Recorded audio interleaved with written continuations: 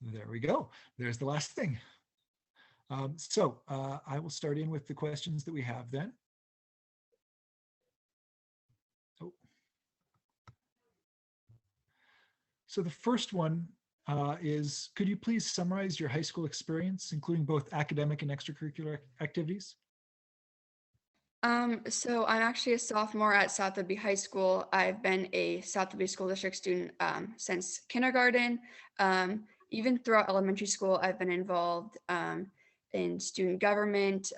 I joined ASB in 6th grade, and I'm currently public relations for Executive ASB, where I run the Instagram pages and inform students about upcoming events and just communicate with different sports teams and different clubs.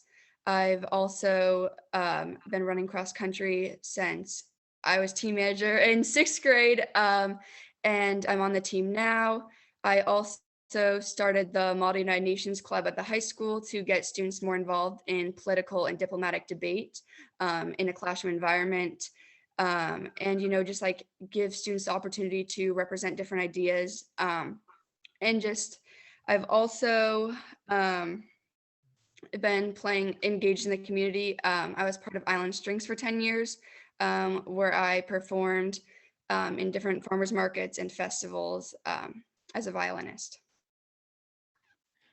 Thank you. So sorry for the little thumbs up interjection. Just anytime cross country gets mentioned, I'm morally obligated to cheer. Let's see. Can you tell us a little bit about why you're interested in this position and what it means to you? So I'm really passionate about this position. I think students should be directly at the center of district policy and decisions. It's our education. It should be our voices. And I'm also interested in creating better systems to communicate between students and the board. As right now, I think that's kind of a weakness. Yeah, I just think, and also informing students more about what's happening with the board. There's been a lot of misconceptions. For the longest time, I thought board meetings were a parent thing. But after seeing my peers speak up over the past couple of years at board meetings, I've joined a lot, and I just think it's something important to be involved in. And it's our education. It should be our voices. Thank you. I particularly like the idea that both you and Saul have put forward individually now about improving the way that the board communicates with students and vice versa. I think that that's a really important thing that we can do. What personal characteristics and specific interests do you think, do you bring to this position that you think are most valuable? I think the number two things I can bring is I'm organized.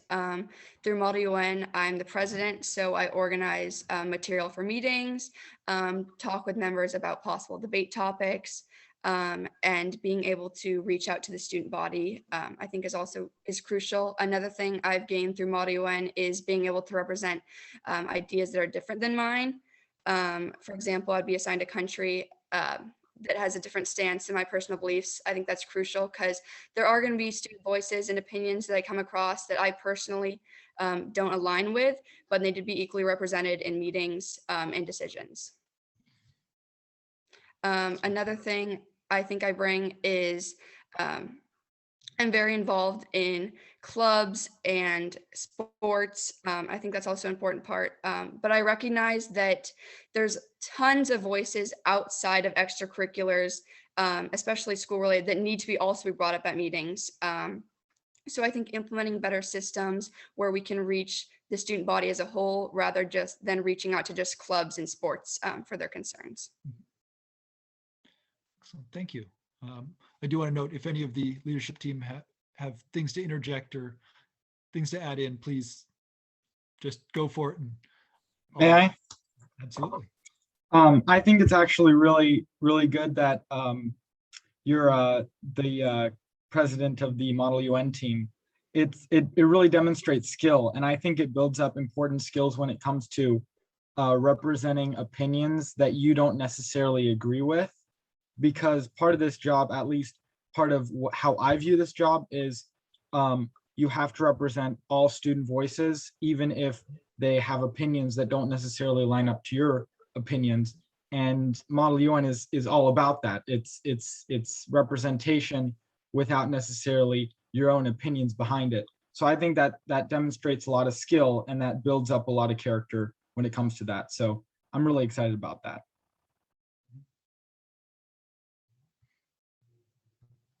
Excellent, thank you. What ideas do you have to improve the lines of communication between students and the board? I think first off is implementing better systems to receive student opinion instead of just expecting students to come up to me bringing their concerns. I think one would be a digital survey that goes out to the entire student body about specific topics that the board has been discussing or just in general concerns they have.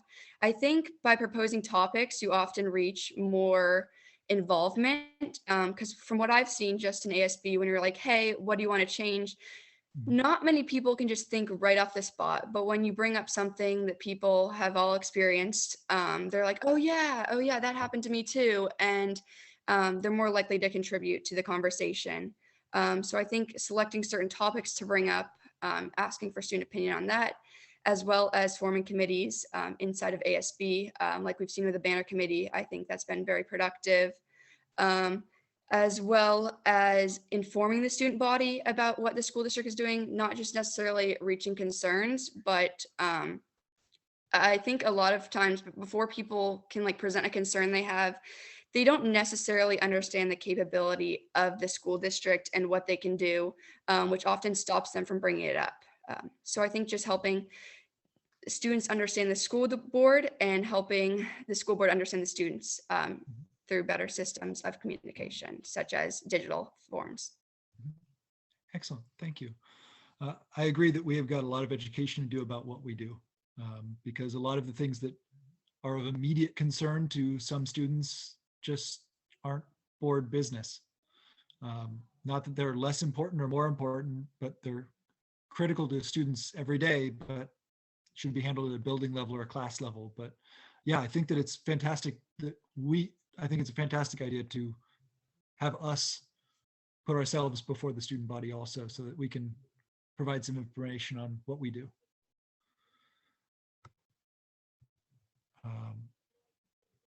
Why are you particularly interested in this work? Again, I think that students should be at the center of district policy. I've been involved in student government before, and I think I want to be more involved in the district. I'm very involved in just policy in general, whether it be in Model UN or whether it be in ASB.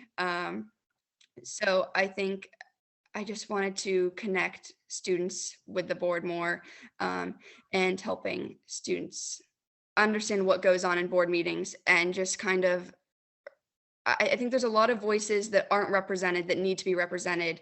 And finding systems to represent them is my biggest goal.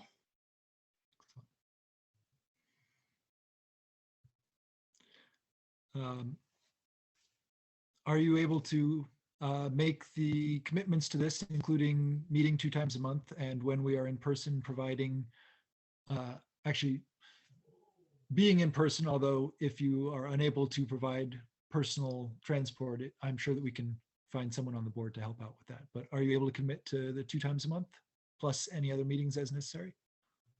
Yes, I am. I'm also very committed to during the week focusing on gaining material and concerns I can bring up and present to the board. I do recognize that I have a lot of extracurriculars, but I heavily value my academics. I have a 4.0, and I think representing such a big student body is an important job, and I recognize it as my priority of an extracurricular. And I would do everything in my power to make sure I'm accurately and equitably portraying student voice. Thank you. Yeah. One thing I do want to emphasize is that the student part of student representative always comes first. So we want to make sure that we're not taking away from the education of either of our student representatives when they're searching out information and voices for us. That's the end of the list that we sent to you. Are there any surprises that folks have? Dr. Moshe? I just wanted to, well, first of all, say thank you, Audrey, for stepping up.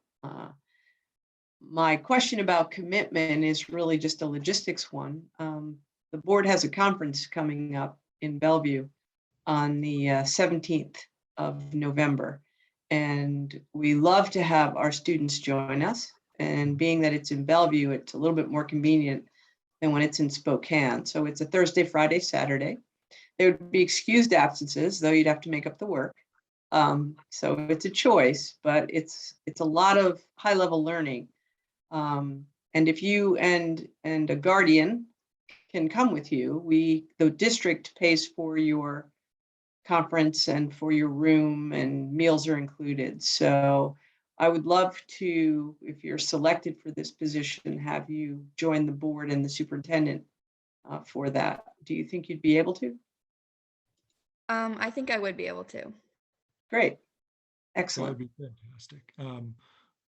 We didn't get to go last year because it was virtual, but the year before that, my first year on the board, it was a fantastic event. I see Andrea over there nodding enthusiastically. That's actually where I first experienced Aaron Jones, who's been doing some of the equity training with the district. And I know that the student reps there have a really good time learning from each other, as well as from some of the everyone's invited sessions. Marnie or And there Andrea? are specific student sessions for where it's only students, which I've heard really good things about. Mhm. Thanks. I want to apologize for the jostling of my computer. I had a kitten and I've moved her, and I think we're going to do better now. So apologies.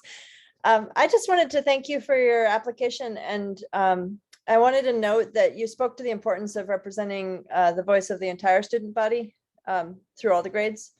And I just really appreciated that, and wondered if you'd want to elaborate a little bit on how to connect between and among buildings, and especially with students in buildings where you're not physically present. Yeah, that's a great question. I recognize that there's not an ASB in elementary school, so it's hard to directly communicate with them. But I also don't want to go directly through parents, because I understand that students' voices can be different than parents. So by attending classroom visits in coordination with a teacher, so I'm not disrupting learning, and also attending school-related events such as showcases and sports games, and just talking to students directly about what they want to see, I think is important. Thank you. I actually wanted to follow up on that a little bit. Thank you, Marnie, for reminding me. How far down the grades do you think we should be surveying students, just out of curiosity? I think the survey would have to change a little bit depending on grade level, but I think honestly, as early as kindergarten, you just have to have, I think, a certain structure and approach to your questions to get appropriate responses.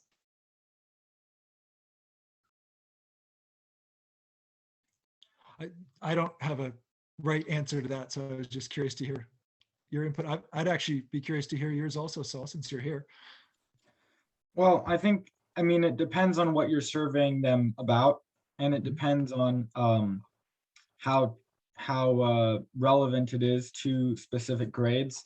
And I think when we're talking about younger grades at the elementary school, especially, the approach has to be the approach has to be a little bit different. So depending on the topic and depending on the relevancy, I think we can work on approaches to, I think having personal discussions with students is always my sort of go-to approach to trying to gain information about students' views and opinions. But I think that different approaches work better with different age groups. So that's definitely something that we need to work on and look into. Thank you. I'm not trying to put you on the spot there, but I'm just curious, since we're asking that question that we hadn't asked of you previously, to get input. Yeah, from you. well, I mean, and especially when it comes to the different campuses, this ties right into it because I've been trying for a little bit now to incorporate all of the campuses into my work as a student representative. So with me and whoever the other student representative is out of all of the multiple candidates, that's definitely something that we got to work on together. And I think that's probably the next big project for us. Yeah, it's certainly easier to get voices from the secondary school when that's where you are. Yeah. And can I just thank you both for speaking up, because just in hearing you both answer the same question, we got to hear a diversity of approaches to the work of student board rep. So that is one of the strengths of this 2 student board rep system that we're moving into. And I appreciate that you each have your own innovations about what you would bring to the position, plus probably some tried and true techniques that you would both use. So I do appreciate that. Thank you.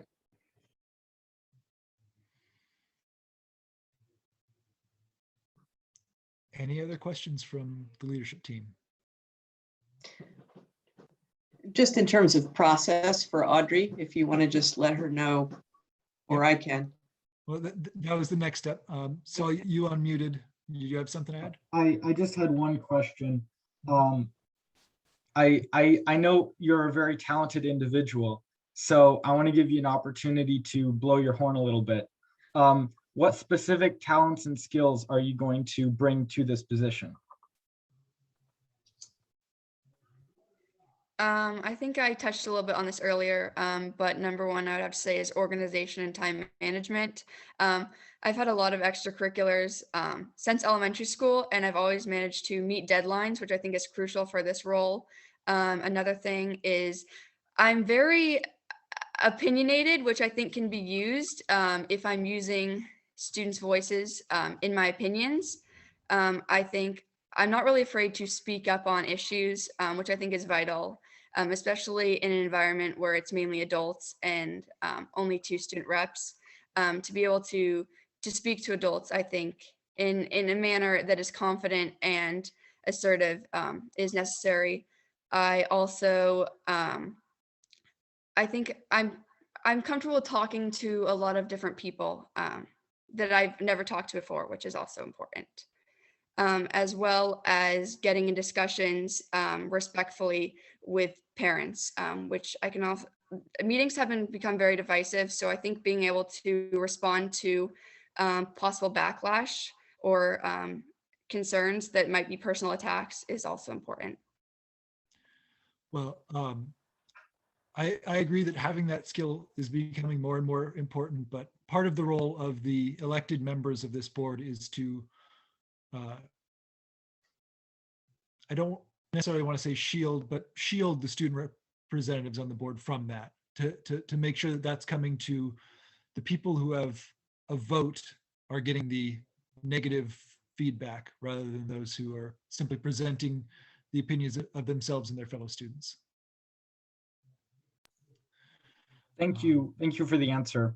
And just to add to that a little bit, you and I, Audrey, we don't really agree on everything, especially politically, but you do a really good job of respecting other people's opinions when they disagree with you. And I really appreciate that skill that you have. So thank you.